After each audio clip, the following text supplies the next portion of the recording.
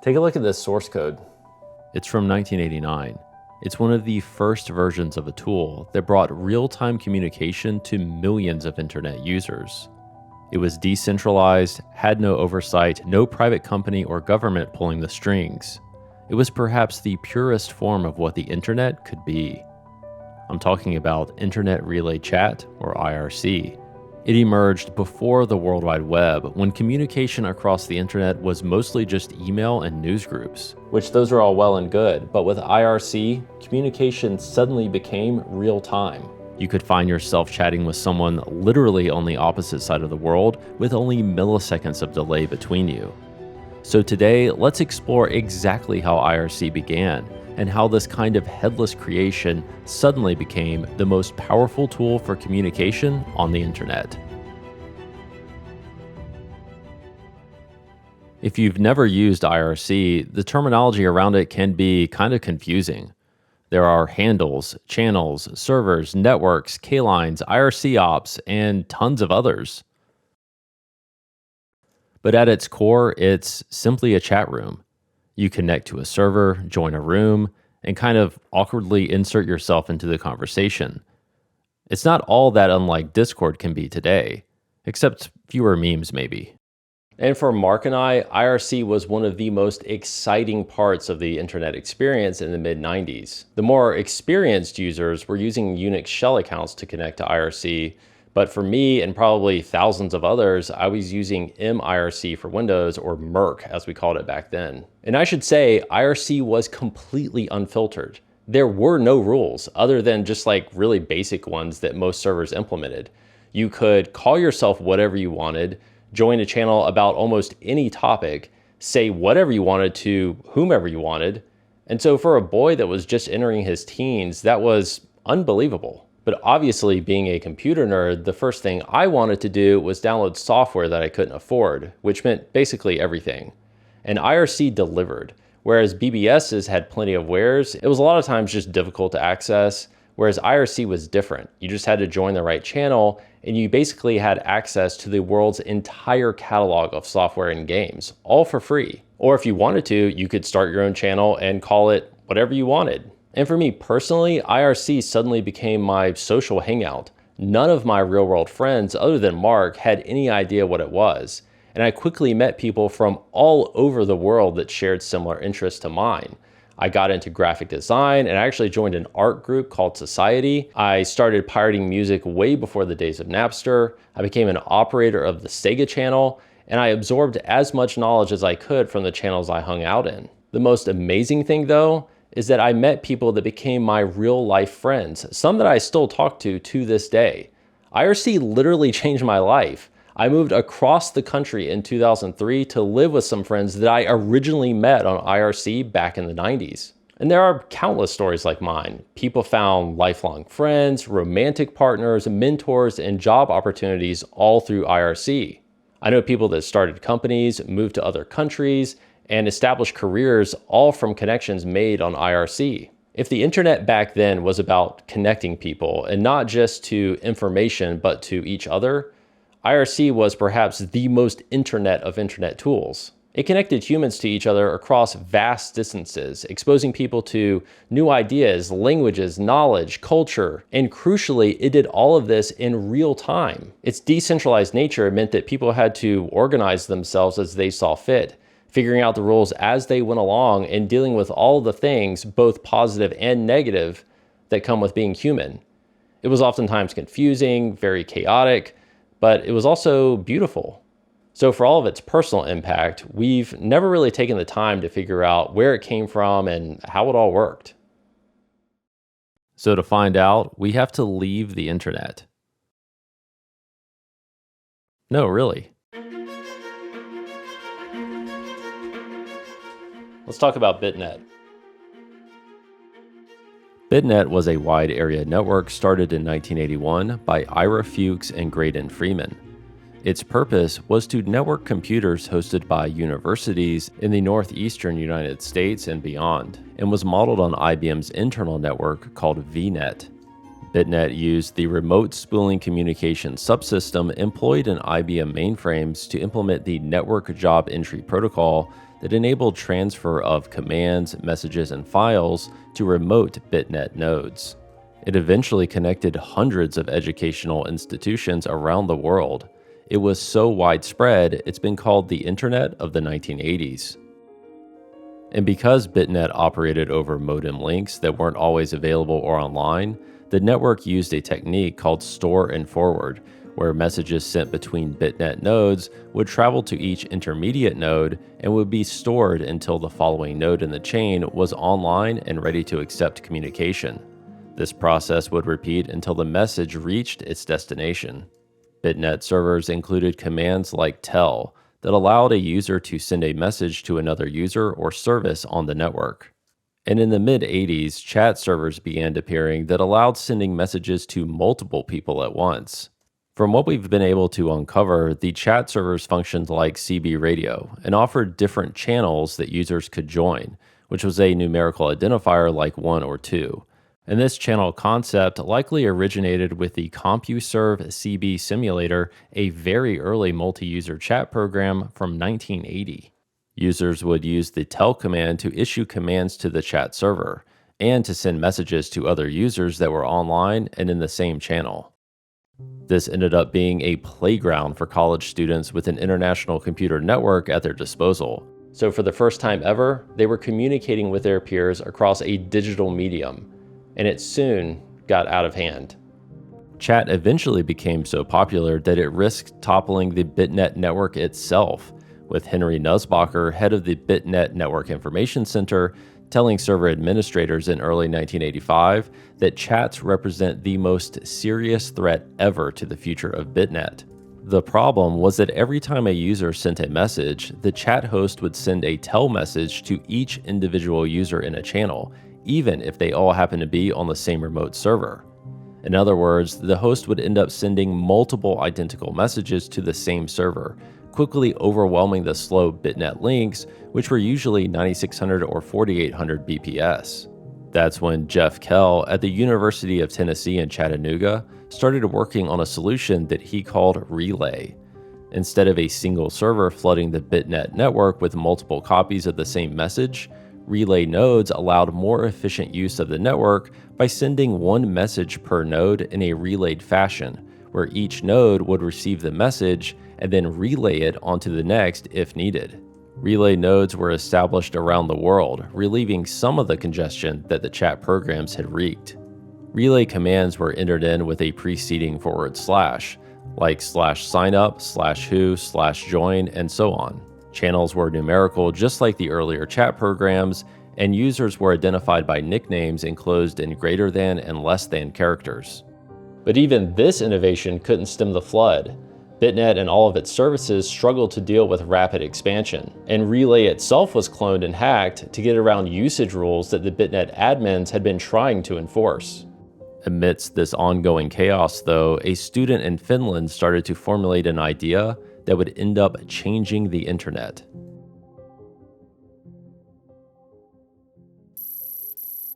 Jarkko Oikarinen was a student at the University of Oulu in Finland. He had a job at the university's computer center as an intern, and he was administrator of a Sun 3 server called Tolsun. The Sun 3 hosted a BBS known as Oulu Box. It was publicly accessible, and rather uniquely for the time, it was connected to the internet and could be accessed via Telnet. Because of this, it was quite common for multiple users to be connected to the BBS at the same time. So one of the features on the BBS was multi-user talk, or MUT, that allowed, as the name suggests, multiple users on the BBS to chat with one another. Finland actually has a long history in networking, as the legendary Finnish University and Research Network, or FUNET, was established all the way back in 1984, which in turn connected to the wider NordUnet for internet access. The University of Oulu had two BitNet nodes, FinOU and IBM 3083, and FinOUC, a DEC Microvax 2. Oikarinen had access to BitNet Relay, so when it came time to improve the existing multi-user talk program for the BBS, he used Relay as a model to create his own, but this one was for the internet. And after a few months of work in the summer of 1988, Internet Relay Chat, or IRC, was born.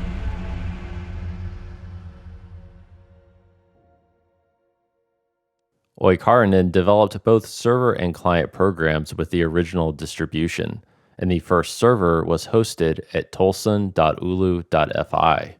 And the similarities to BitNet Relay were striking. Numerical channel identifiers, the same /command syntax, and the same distributed network model were used. Soon, additional servers were added across Finland. Like the original BitNet Relay, IRC servers communicated with one another, allowing users on different servers to join the same channel, message each other privately, and so on. In other words, the servers operated as one network. But it wasn't until Oikarinen got an account on MIT's legendary AI Lab server that IRC took off. Mike Jacobs, another user on the MIT AI system, became the first IRC user outside of Scandinavia, and Oikarinen also made contact with Vijay Subramaniam, who ended up distributing IRC to several other system administrators at universities across the US. One of those administrators was Jeff Trim, who started the first US-based server at the University of Denver in Colorado. The IRC server code was posted to Usenet in June of 1989 by David Bleckman, who ran a server at Oregon State University. Shortly thereafter, servers began popping up at other universities as the word spread about the new Internet Relay Chat. And that's where we meet Helen Rose, who went by the nickname of Trillian. So I first started going online when I was at college, which was at the University of Cincinnati in the fall of 1989. And there were like big terminal rooms all over campus. They were hooked up to Unix systems. There were these old DEC VT100s, VT220s, VT320s. These terminal rooms were full of people. And you only got an account if you were taking some kind of like computer science class. I started using IRC in January or February of 1990. It soon sucked me in. I was a bit of a nerd, so just having another community of people who were nerdy like I was very appealing. And talking to people from literally all over the world. These early days of IRC were a bit different from what we have today. Each user on IRC had a nickname, of course, but channels were designated by a plus sign and then a number. After connecting to an IRC server, a user was first in channel 0 and could join any public channel between 1 through 999. So channel 42, Hitchhiker's Guide to the Galaxy, was where all the Finns would hang out. Rose was such an early adopter of IRC that she eventually became involved with administering the IRC network itself. I wrote the FAQ. I used to write the routing plan, which was dictating how the servers would connect to each other. I don't remember how I got involved, just that I did. I'm a pretty shy person, but for some reason, talking to people through a screen was not something that would cause me a lot of concern. IRC's popularity continued to spread, with the number of servers hitting the milestone of 100 in May of 1990. Rose even set up additional servers at the university to achieve and persist that number. The IRC protocol ran on a non-secure port. You didn't have to be a sysadmin or anything like that. So there were people who were students, like I was, running a server without approval. And eating up bandwidth like crazy. On Sun Systems, which is what the IRC daemon ran on, ports above 1024 are considered unprivileged, meaning any user on the system could run a process and utilize them. IRC used port 6667, meaning if you had a standard user account on your university's Sun server, you could run your own IRC server process. And reading over this early IRC documentation is absolutely wild. You really get a sense that this new way of communicating in real time over the internet was completely foreign. And it's also clear that most of the people on there were Finnish. This document was written in 1989 by Jeff Trim, and he said that the Finnish people are as curious about Americans as we are about them, as if the Finns were from some distant alien world and vice versa. But I guess in the days before the internet, that was sort of the case. It's just so wild to read. The first step to getting acquainted to IRC is to throw off the fear of embarrassing yourself. The fact of the matter is that the people on the other end of the terminal are as scared as you are. It was just such an incredibly different time and place compared to today. And this new way of communicating was intimidating. I mean, what is it like to talk to someone from Finland? There's even notes here not to cuss out other users and to make sure you say goodbye and to wait 30 seconds to make sure everyone else has a chance to say goodbye. And the whole thing is just so wholesome. Where the hell did we go wrong? And on top of these good feels, development had turned into a community project, with Rose and many others all contributing to various parts of the project, expanding its feature set. The future of IRC looked bright. But despite all of this momentum and growth, a shockwave was about to be sent through the entire IRC community.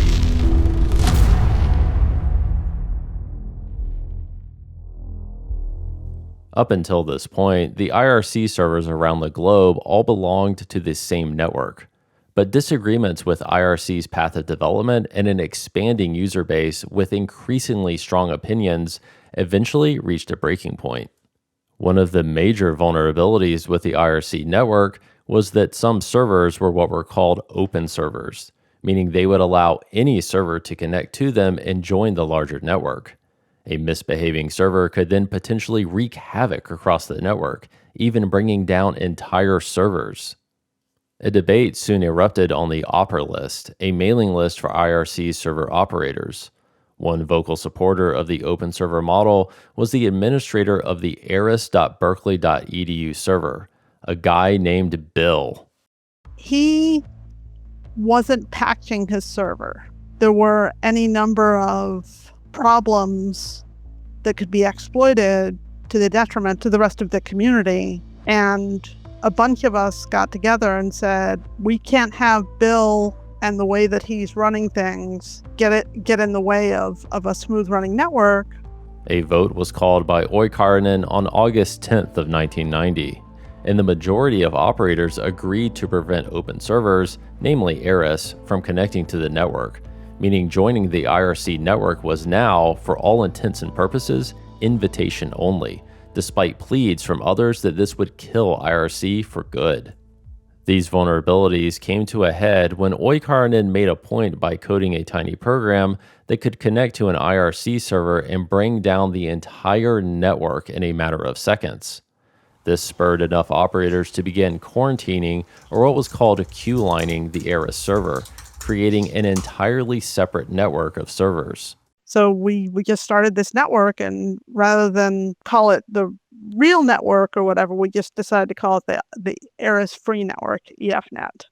And so for the first time in its short life, the global IRC network split apart, with the Eris Free Network, or EFNet, being born in August of 1990, along with the AnarchyNet, or ANet, which the Eris server headed. But these events were only the beginning of the growing pains for IRC. By January of 1992, IRC had just reached its version 2.7 release, which brought about hashtag channels, the de facto standard for almost any chat platform nowadays. It also added the ability to ban users from servers, because IRC had, basically from the beginning, been battling with bad actors. IRC networks commonly experienced what were called net splits, where one server disconnects from another, suddenly splitting the network in two. This does not terminate user connections, so for an end user, it appears that you're suddenly sitting in a mostly empty channel, aside from users connected to the same server as you, or on servers connected to that one. This proved a ripe opportunity for misbehaving users, who would then change their nicknames to steal another user's, called nick colliding, or attempt to take over a channel by becoming a channel operator after the net split occurred.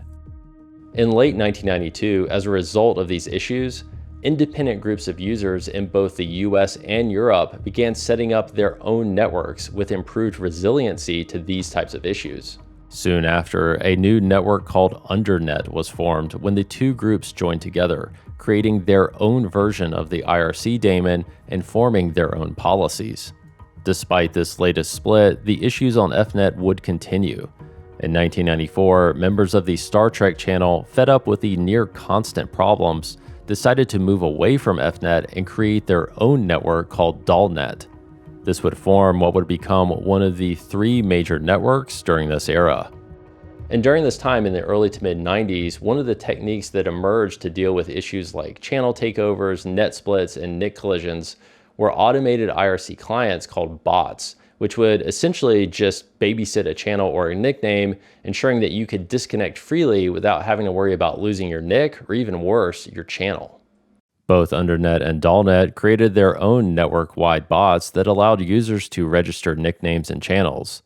And while FNet had briefly operated a NIC-served bot early on, pushback from users and takeovers from rogue operators ended that experiment for good. But having already survived 2 splits in its relatively young past, FNet was about to face its biggest challenge yet. Despite its issues, the Eris-free network had been steadily growing and was by far the largest IRC network. But leading up to 1996, 2 factions had started to form about the direction the network should take. One group wanted to use timestamps to have a record of who was using a nickname and who was a channel operator when a net split occurred. The other group wanted to use NIC delays, where nicknames are protected for an arbitrary amount of time after a user net splits or disconnects. These factions were split mostly along geographic lines, with most US-based servers opting for timestamps versus the majority of European servers who opted for NIC delays. The server link between the 2 continents was already weak and prone to splitting. But in the summer of 1996, tensions finally boiled over after the link went down, causing what was to be called the Great Split. The aftermath was that the majority of European, Japanese, and Australian servers banded together to form a new network, leaving the mostly US-based servers as the remaining part of FNet. The new, mostly European contingent was coined IRCnet, the informal name of the original pre-FNet network. With 4 major networks now established, the next 2 years were arguably the peak of IRC, with user counts still increasing and more networks being formed, now with more defined interests like QuakeNet and the Open Projects Network, later called Freenode. But with the influx of the masses onto the internet in the late 90s, and the emergence of instant messaging tools like ICQ, AOL Instant Messenger, and MSN Messenger, the relevance of IRC started to wane over time. Its decline started in earnest in 2004, and over the course of the next decade, would lose over 60% of its user base as many flocked to social media platforms that began appearing during this period. One notable exception, though, is Freenode, which bucked the trend and would actually hit its peak user count in 2014. Even though IRC today is but a shadow of its former glory, the impact it had on people is undeniable. There was times like the Gulf War and the Russian Yeltsin Revolution. We literally had Russian people who would go out, see what was going on, come back and tell us everything was going on. But there were like IRC weddings. IRC was the most amazing place. And like we said in the intro, IRC was perhaps the most pure expression of what the internet could be. It was a completely untouched wilderness, a blank slate where humans gathered to create their own rules, their own ways of organizing and solving problems. It was a microcosm of what humanity is, all of the good that we can do, as well as all of the bad. So we wanted this video to be a definitive history of IRC, but I think that's basically impossible. I mean, we've barely scratched the surface of all the events that IRC has gone through and witnessed.